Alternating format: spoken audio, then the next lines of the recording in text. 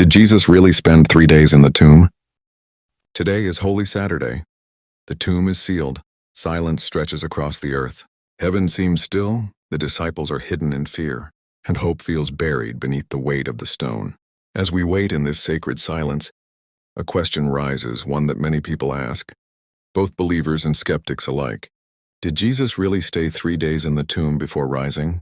The answer is yes, but to understand this truth, we must step out of our modern mindset and enter into the world of Scripture, into the way.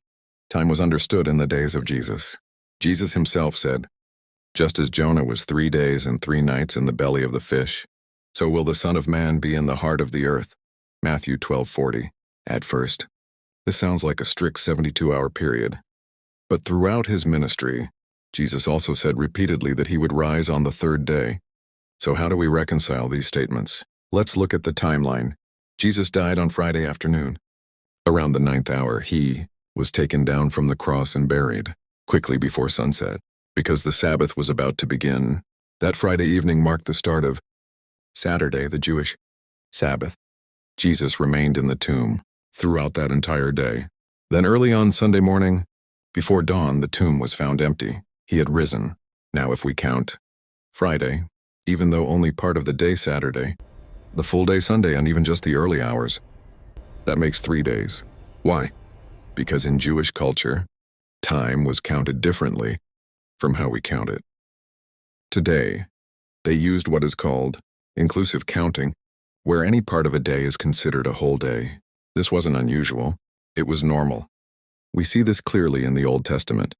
In the book of Esther, Queen Esther tells the people to fast for 3 days, night and day, yet Scripture says she went to the king on the 3rd day, not after 3 full 24-hour periods, but within that time frame.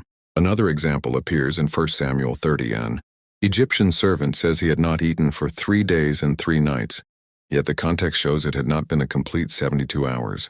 So when Jesus spoke of 3 days and 3 nights, he was using a common Jewish expression, not giving a precise mathematical duration, but a culturally understood period.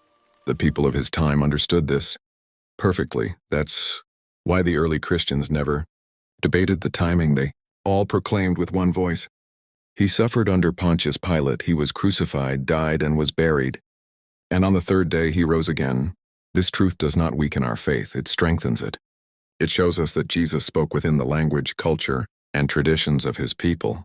And when we read Scripture through those same eyes, what once seemed confusing becomes beautifully clear. So today, on this Holy Saturday, we wait. We wait with Mary. We wait with the disciples. We wait in silence, in sorrow, but also in hope. Because this silence is not empty, it is full of promise. The Lord of time entered into death. He lay in the tomb, and on the 3rd day he rose in glory. Let the world hear this truth.